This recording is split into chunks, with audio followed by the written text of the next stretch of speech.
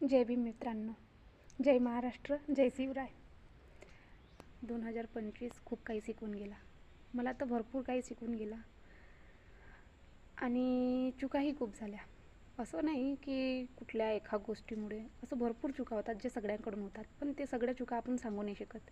ते सांगतो काही आपल्या आईला, बाबांना किंवा मोठ्या बहिणीला.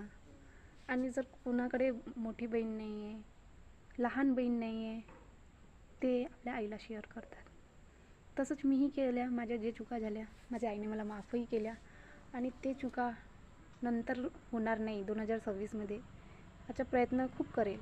पण काय आहे ना, ह्युमन बीइंग्स मजबूर. कितीही म्हटलं तरी आपण आपल्या हातात नसतात ना चुका करणं, नाही करणं. चुका म्हणजे कुठल्याही असू शकतात. जसं आपल्या आईने आपल्याला ओरडलं, जे त्यांना हवं होतं ते नाही केलं तर.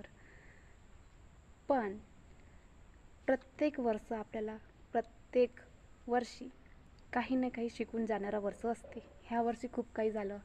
काश्मीरमध्ये हल्ला झालं, काश्मीरमध्ये इतके लोकांना मारण्यात आलं. आता काय म्हणतात, हे काही दिवसापूर्वी इकडे बिबट्याचं प्रकरण. म्हणजे काही ना काही होत असते. तर असंच आनंदात आणि थोडे दुःखात सगळेजण मस्तपैकी एन्जॉय करायचं. हार नाही मानायची.